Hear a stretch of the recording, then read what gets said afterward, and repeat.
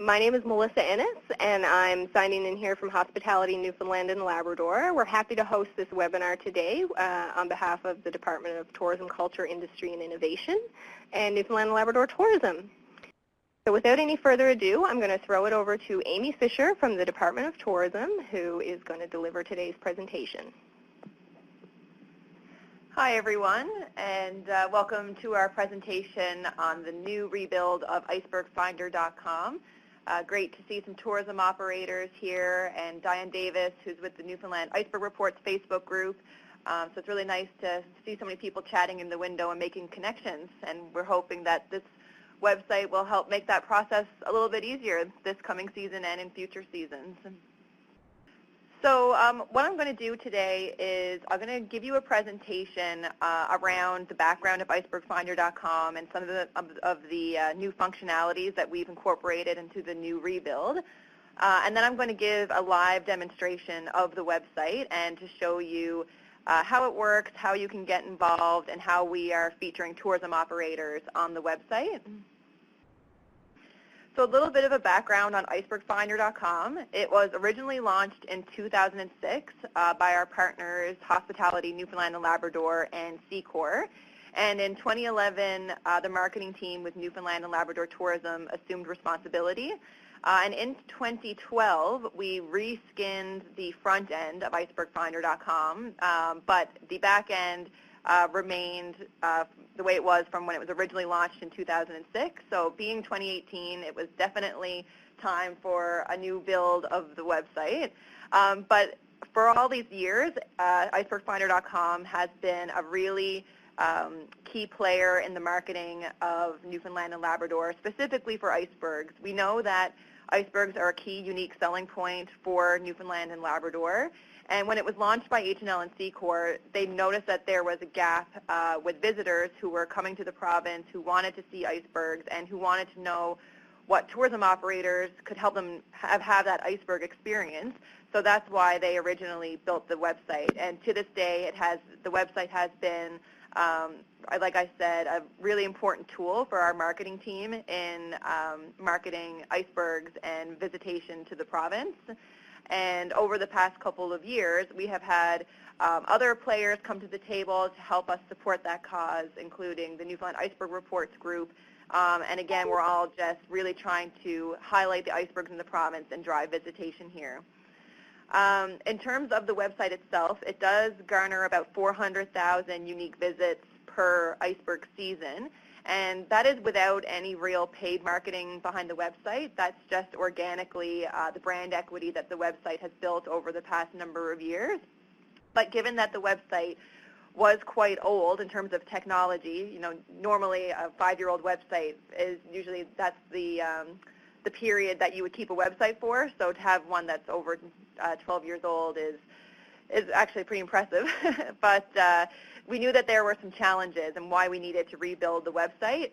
So primarily it was old technology. It was difficult for our staff to be plotting icebergs, and then also the lack of imagery. So we knew that it was very important for people who wanted to see that visual representation of icebergs, and we weren't able to do that on the map, and that's where that gap was filled by social media in particular. But we knew that if we were rebuilding the website, that was going to be a key component to the rebuild to really make it really relevant to today's standards. So we've been working on the website for about a year and a half, almost 2 years, and we had a soft launch the week of May 21st. And what we mean by soft launch is that we actually launched the website, but we didn't promote it. Usually we will launch a website and then we let the industry and people kind of happen upon it while we are still stabilizing the website with our servers and working out any functionality or bugs that may have happened when we transitioned from our testing site to the live site. So now we're in a pretty good place. We are in what's called the post-launch phase, where we are adding some additional functionalities, where we are logging bugs and putting them in terms of priority, in terms of fixes and nice-to-haves and things like that. And as I mentioned before, the real priority when we were rebuilding the website was to incorporate what we call user-generated content, so images from travelers and tourism operators and local ambassadors, and also to make the site responsive. So by responsive, I just mean that it's really functional on mobile devices, including smartphones and iPads and tablets, because we know that when people are on the ground and they're visiting, they're most likely going to be on their mobile devices while they're traveling around the province, not on a desktop computer. So that was really important for our team.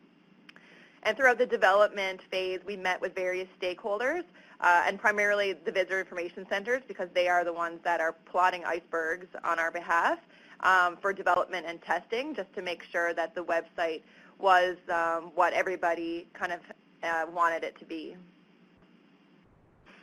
So some of the new features, which I'll bring you through in just a second on the live website.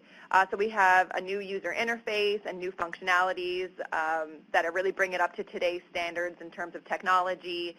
We have new iceberg icons and more information around icebergs that helps travelers when they're locating icebergs and choosing which ones they want to travel to throughout the province.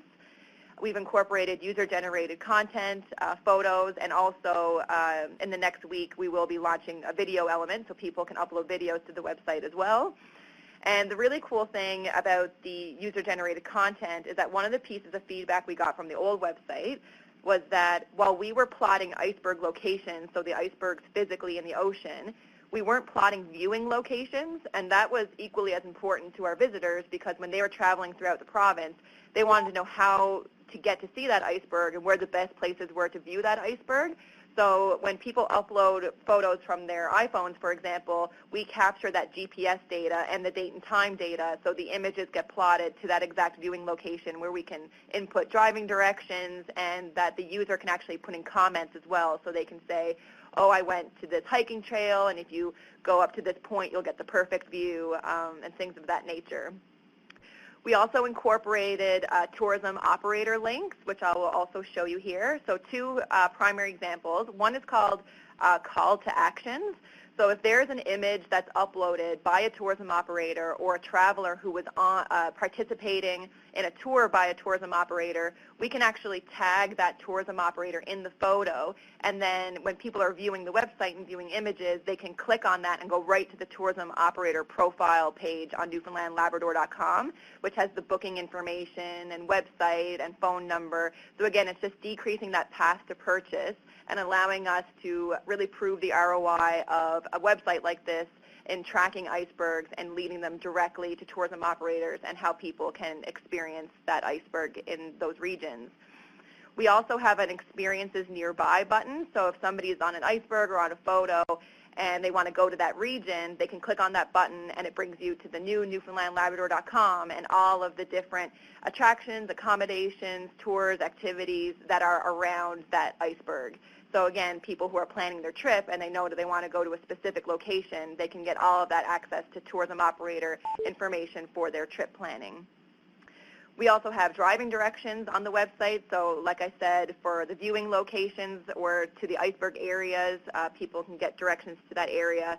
And we also have archive data. So on the map, you will see that we have the latest, which is the default view, because that's what people want to see. They want to know what icebergs are here right now.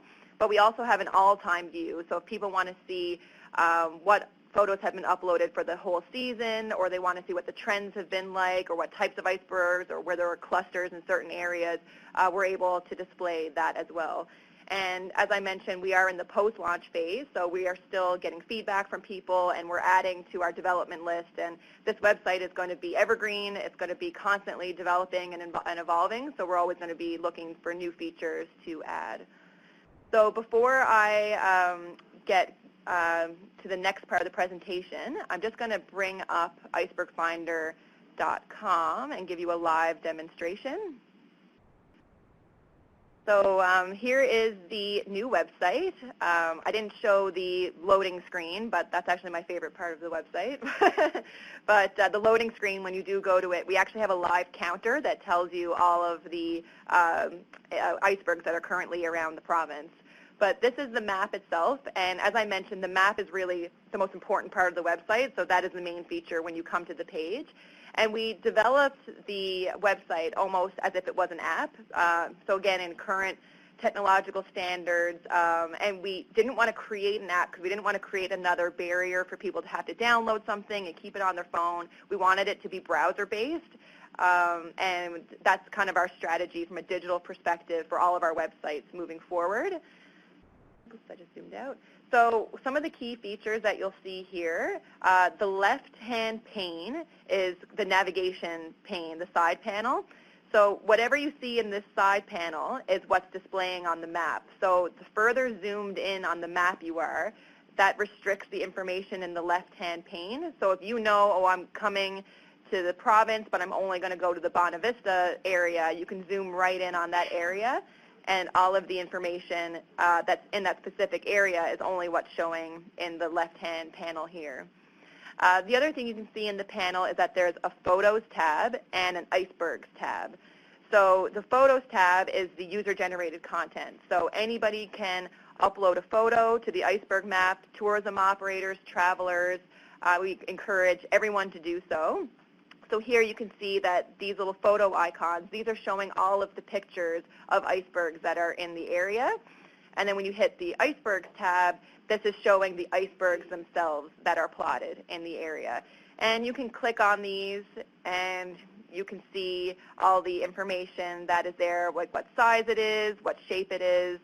So the difference between the satellite icebergs and the VIC icebergs, so similar to how the old iceberg finder worked, we always had satellite data, which we use because it allows us to get more information on icebergs throughout the whole province, especially areas where there might not be a lot of tourism operators who can tell us where there are icebergs.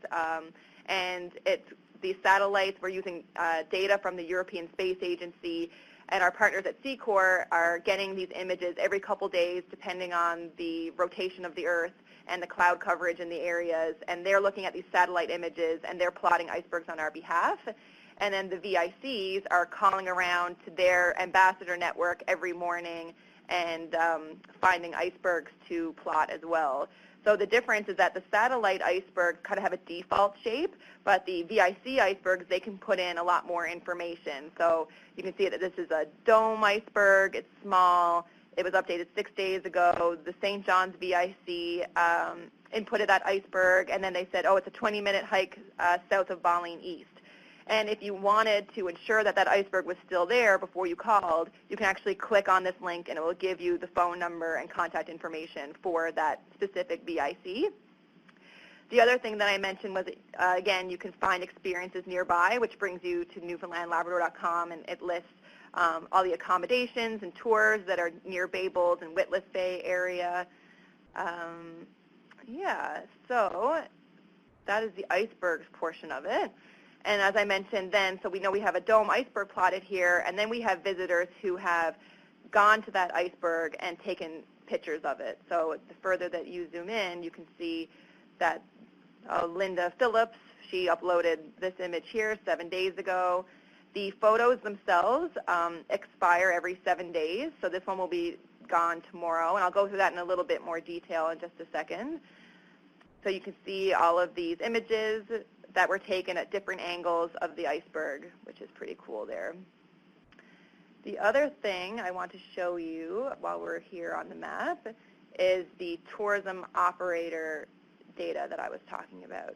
So I believe a couple days ago, Diane Davis was on a boat tour in Bonavista, and there was a couple other people who were looking at that gorgeous iceberg in Upper Amherst Cove. If you've been on social media, you've probably seen some images of it. So I'm just going to have a look at some of the pictures here. So again, that beautiful iceberg that's in Upper Amherst Cove. You can have a look and go through all the different pictures. So I think that this is the one I was going to look at. Or was it this one? Yeah. So you can see this one. So Kristen Hickey, I think she works for the Bonavista Puffin and Whale boat tours.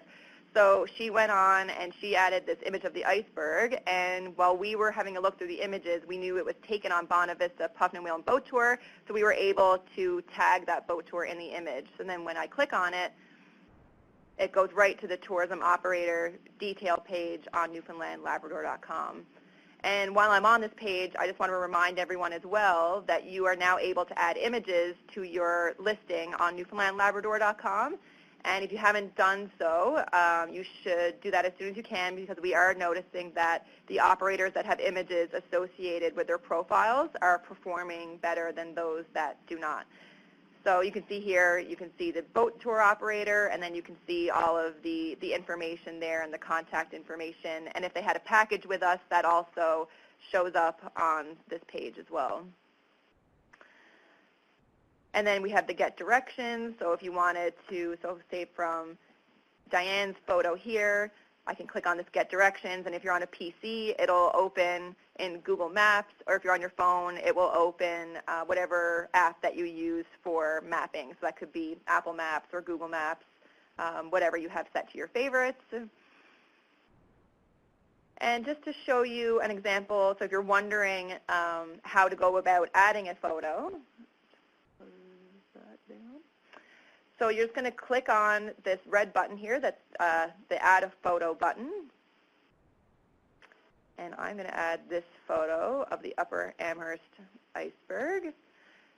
So you can see here's a beautiful image of that iceberg. So the first thing we want people to do is to tell us about the image, as much detail as possible. So if you were on a tour or if there's a really good location to view it. So here I could say I took this photo on a boat tour, and you can name which one that you were on, and then you hit agree. And then you're going to confirm where the photo was taken. So if you have it from your cell phone and you have the GPS data turned on, the location services turned on your cell phone, it should already be zoomed right in to that location, so you actually won't have to move it. Sometimes if you download an image from social media, that information gets stripped, so then you're just going to zoom in to where it was taken to make your plot point. So if you were on a boat tour and you took this picture, then you're probably going to plot it actually in the ocean, which is where it was taken from. But if you were to take it from land, then you would plot it from the spot on the land where you had taken it. So let's just say the iceberg is here. I make my plot point, and I hit continue. And then you're going to log in with either Facebook or Google. We're going to be adding Twitter and Instagram as well. And then you would hit continue, and then you just hit confirm submission. So I'm not going to go that far because I don't want to log into Melissa's Facebook account. So I'll just hit cancel here. But it's as easy as that. Very easy to add images. Yeah, so I think there was a couple questions pop up. Did you see anything there before I keep going? I think it mostly comments there. There might have been one question about a specific iceberg, the arch icon. Do you have the arch icon yet for Upper Amherst Cove? Yes, so our developers are working on that today because that is an arch. So we have, I think, 6 shapes, and that one got missed. Oh, so they're working hard on getting that one added today because that iceberg is there. So hopefully in the next build later today, that one will be there. The other thing I just wanted to show is that we also do have static content on the website. So for a number of reasons. One, static content is very important for search engine optimization. We want to make sure that if people are Googling that we have keywords there that Google's robots can crawl, and so that they can put our website in the appropriate search category on the search results, but also because people have a lot of questions around icebergs. So we have information about Iceberg Alley, we have iceberg viewing tips, we have a section on travelers' photos. So if anyone uses the hashtag icebergsNL, which is the official hashtag we're trying to push for iceberg tracking, we will choose certain photos to add to our gallery. And just to note that icebergsNL, using that on social media won't automatically add your image to our map. You do have to do a direct upload to the map for that to happen. But using that hashtag on social media adds to the conversation. We can retweet your content, we can share it, and you can then interact with other people who are using that hashtag and tracking icebergs throughout the province. And then we also have the Icebergs Alert e-news. So every week we send out an e-news that's just a summary of all the icebergs that are across the province. So we're going to be sending out our first one this week. We were waiting to get the website stabilized before we drove a lot of traffic to it, so we're in a good place now to start those up again. So yeah, so there is static content there as well. So I encourage everybody to have a play around and have a look at the different parts of the website. If you notice there's anything missing or there's an iceberg that should be plotted, by all means, let us know. You can contact one of the VICs. I'll show you now on the presentation which VICs that you can contact. But by clicking on an iceberg, you will see that you can see who posted it. So that is one way of looking at that there. So I'm just going to go back to the presentation. Amy, while you're doing that, Sandra had a quick question about packages, as you referenced them from NewfoundlandLabrador.com a few minutes ago. Okay. I think she was just interested in learning a little bit more about that and how she could partner with some people to offer a package and offer that on NewfoundlandLabrador.com. Okay, yeah, that's a great question. So on NewfoundlandLabrador.com, if you have a look at our special offers section, this is free for any tourism operator to utilize, which is new. You used to have to pay for it, but now it's offered for free. And we like to call them experiences now instead of packages, because we're trying to encourage tourism operators to offer really unique visitor experiences and highlighting them on that section of our website. So if you have any specific questions on how to build a package, your regional DMOs can definitely help you out with that.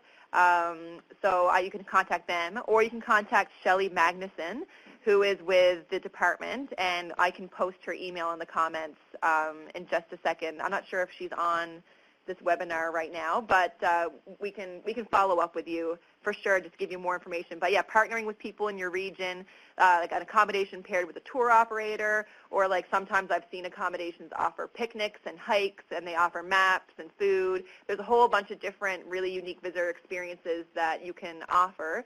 And if they meet our criteria, then you can put them on the website for free, and we use them not only on the website, but also in our email marketing, on social media, and display advertising. So it's a really good value for tourism operators to get engaged. And I'll just say, if you're interested in talking with someone a little more about developing an experience or packaging partnering, a couple of the DMOs are on the webinar today. I see Andrew Hiscock from the legendary coast of eastern Newfoundland, and Emily from Go Western Newfoundland are both on the webinar today. So feel free to make that connection in a private chat if you wish, or in the group chat. And of course, then there's Destination Labrador, Adventure Central Newfoundland, and Destination St. John's. Yep, perfect. So going back to the website, so I just want to tell everybody a little bit how the website works from a back-end perspective. So data comes into the website in 3 different ways. So the primary ways are, so our VICs, our Visitor Information Centers. So these are our provincial centers. They have a list of people and tourism operators and municipalities that they call every morning, depending on each VIC is responsible for a specific region in the province. And they determine iceberg locations. And once they get off the phone, they plot those icebergs on icebergfinder.com. And sometimes tourism operators will also send them images to post on their behalf. So every morning they're calling, they're determining where the icebergs are, and then they're plotting them on icebergfinder.com. So those are the icebergs that you see, and you see in this image, that little dome iceberg. Those ones are the VIC icebergs. The second source of data is satellite data that comes from Secor. And as I mentioned earlier, Secor is a really important partner in terms of satellite data, because they can get into all the nooks and crannies that we don't necessarily have the information on. And it's also a really cool way to kind of market the website when it's being powered by satellite technology. So they get images probably 2 to 3 times a week, and again, it's based on the Earth's rotation, and it depends on what section of the province that they're covering. And then every time they get an image, they analyze it, determine what are icebergs, and then they overwrite their previous data. And then the third source of information, which is new to this website, is user-generated content in terms of photos and videos that the public can upload in real time. So with all 3 of these different sources, we have a really nice kind of view of all the icebergs that are around the province. So in terms of the VICs, if you ever have questions about the icebergs that are plotted in specific regions, these are the regions that each VIC is responsible for. So you can see, we can maybe send around this slide after if anybody's interested in knowing a little bit more. Or like I said, you can actually click on the icebergs themselves, and then you can see which VIC posted which iceberg. And a little bit more on UGC photos. So as I mentioned, photos are uploaded in real time, and they don't require approval, so they get posted immediately. But we are always keeping a very close eye on the website, so we can remove images if we need to. For example, we just found out this morning that the iceberg in Pooch Cove is no longer there, so we had to remove all of the photos that were associated with that iceberg. So if you ever notice that there's an image and maybe the iceberg isn't there anymore, or it's from a previous season or anything like that, you can just let us know and we will remove those images.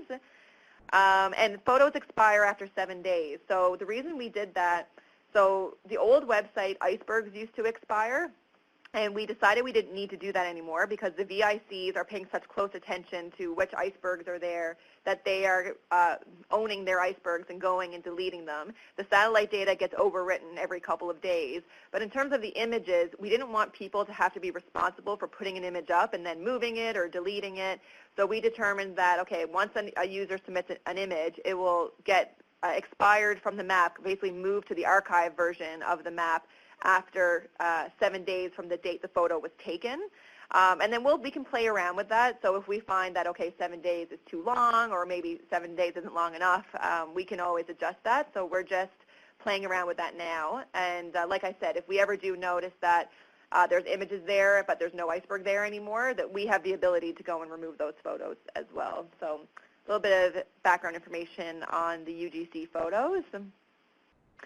And if you're interested in becoming an ambassador, here are all the different ways that you can get involved.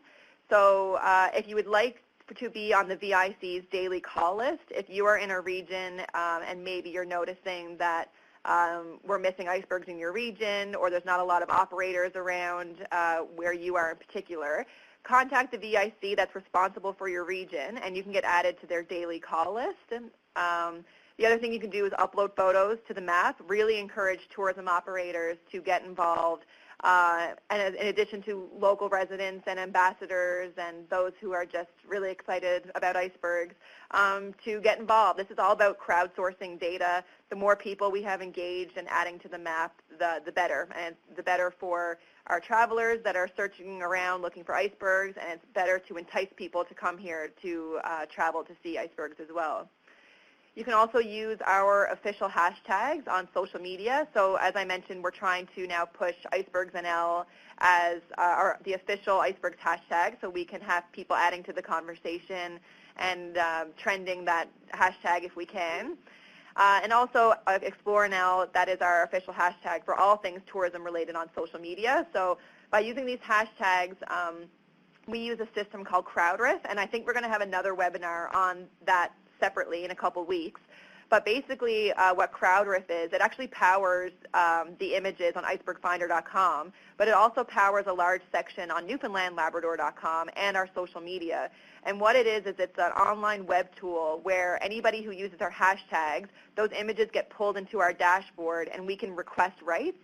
And it's really important that we do that because we're getting about 500 images a day tagged with our hashtags, and it was becoming very difficult for our team to keep track of who we were requesting rights to, what rights we had to the image, where we could share it. So CrowdRiff is a rights management system for user-generated content.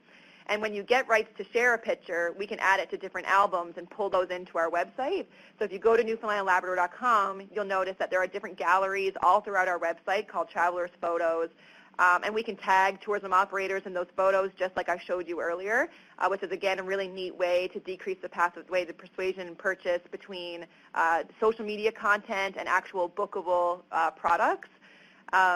So we will, like I said, give another webinar on that because that's kind of a whole conversation in itself. But by using those hashtags, it allows us to visually see your content and incorporate it, whether it's on our social media or on our websites or perhaps even in news articles or in email newsletters and things like that. And then the other thing you can do is tell travelers about the website. So like we mentioned, this is crowdsourced data. The more people who know about the website, the better. The more people who are contributing, the better. And at the end of the day, we just want to have accurate iceberg information so people will get excited and travel around the province and travel to the province.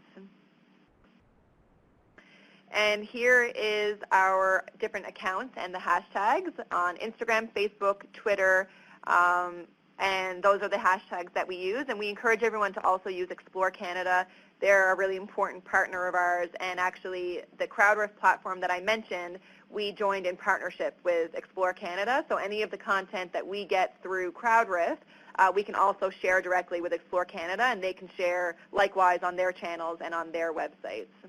So again, we can share this around to everyone after, so you have you can keep this screen and take note of all the accounts and hashtags. And in terms of promotion, I just wanted to talk briefly about what we're doing to promote icebergfinder.com. So we're actually going to be running, and it actually just started, a local influencer campaign, which I'll get into detail in a second.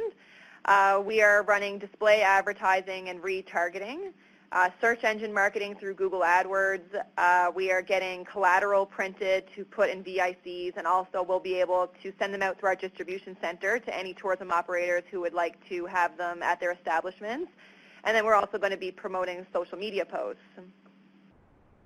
So we always advertise our icebergs every year anyway. So this is just an example of a takeover we did with the Globe and Mail to some banner ads. So these are display ads that basically are just promoting icebergs in the region, not specifically Iceberg Finder. So we have an ad sequencing strategy where we target people at a higher level with lure content, and then once they engage with us through ads and they're interested, we then target them with more specific tactical ads. So once somebody has seen these iceberg ads, we then target them with Iceberg Finder ads. So we know they're interested in icebergs, maybe they're coming here, and then we will target them. So we've been running these ads now for a couple of weeks, not just in the Globe and Mail, but a number of different websites, the Weather Network. We've been using our retargeting partners. So we pixel people when they interact with our ads so we can show them more specific content. And the previous ad I showed you, that's geared towards our general touring and explorer audience. In terms of icebergfinder.com, we actually have a number of different audiences we're trying to reach with some of our promotions.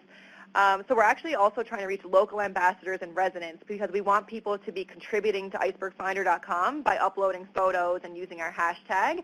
So the local influencer campaign is one of these initiatives. So we are partnering with a number of people who locally have a large social media following, who already take great images of icebergs, they're iceberg enthusiasts, and we're getting them to help us spread the word that there's a new website and that people can upload photos. That's just one example of the things we're doing to reach local people.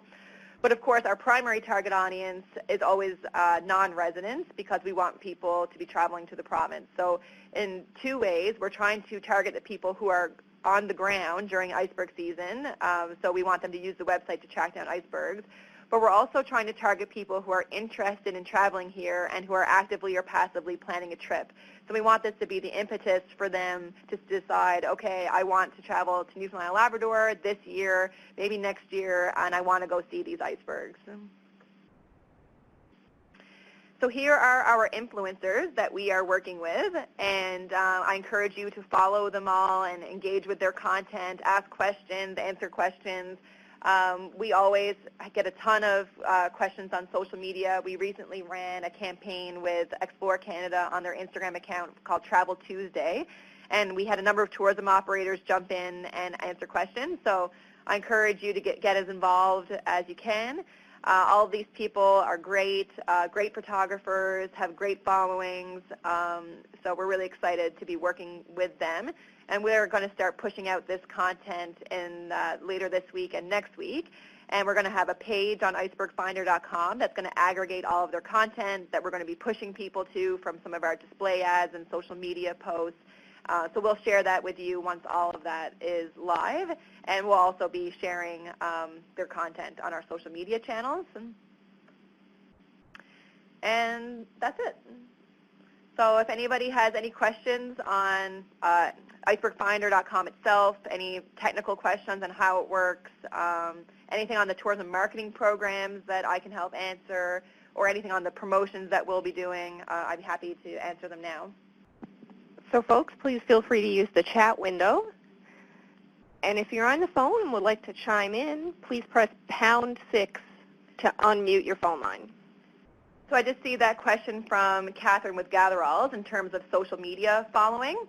So Newfoundland and Labrador Tourism started working with influencers in 2015. I mean, we've always had a travel media program, so the word influencer, we say it's kind of new, but it's not really, because we've always been working with, you know, Globe and Mail or the New York Times or TV personalities to come in. So when I say influencer, I primarily talk about social media influencers, because that's just my side of the shop.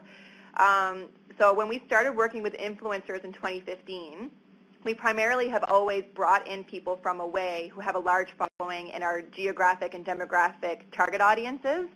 So typically, with the influencers that we have been bringing in, they would have anywhere between 500,000 followers and 1 million followers. This year, this is our first time ever working with local social media influencers, and we're really excited to do that because a lot of these people have been engaging with us and sharing content with us for the past number of years to share on our social media channels, so we're excited to actually work with them in a more official capacity.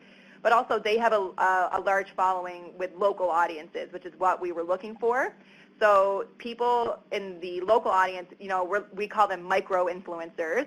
So they're people who have anywhere between, you know, 5, 10, 20,000 followers. And that's kind of what we were looking for. But we did have other criteria as well. We actually had 5 criteria, including they had to be like travel related, so landscape photographers who already had an active interest in capturing iceberg photography. They were already enthusiastic about traveling to capture icebergs anyway, that they had a large social media following in the markets that we needed them to have. And things like that. So if you want more information, you can pop me an email and I can send you the criteria after the presentation. Okay, so I'm just looking at Sandra's question, trying to wrap my head around how to get added to the site in terms of pressing the link and being included in the audience of homes available. So Sandra, I'm assuming that you are listed on newfoundlandlabrador.com, so you filled out a tourism operator profile with TDMS. So assuming that you've done that and you're listed on newfoundlandlabrador.com, what you would do is if you have icebergs in your area, if you uploaded a picture to the map and you said in the comment, took this picture from Murray House Vacation Home in Pooch Cove, or you can stay at Murray House Vacation Home in Pooch Cove and you can see this iceberg, then we'll see that and we'll actually tag your business in it for you. Like, you don't have to do that, but you do have to go and upload a picture, and you have to be on newfoundlandlabrador.com already, like TAP compliant, be in TDMS, have your tourism operator profile. But if you go and add pictures to the site, we'll tag you there. And Diane, yep, we can add you to the VICs as well. And again, if you ever see something, we'll send around this presentation as well so everyone can see which VICs are responsible for which region, because it doesn't actually make any sense in terms of where the VICs are located. So I'm just going to go back to that slide here. So then if you ever have any questions about a specific area, you know which ones to contact. And we did kind of redistribute some of this year. We split up Central a little bit more because it was too many icebergs and too big of a region for one VIC to handle, so we split that up between Notre Dame and Argentia. I just wanted to make a note of that. Well, thank you, everybody. And like I said, we'll send out this presentation. We'll send out the contact information for packages and the distribution center and the DMOs. I'll send out the criteria that we use for the influencers. I think that was everything. And then if you have any other questions after that, you can get in touch with me via email, or you can give me a call. Okay, thank you everybody for joining today, and thank you, Amy, for that wonderful presentation. I think everybody agrees that the new icebergfinder.com looks pretty awesome.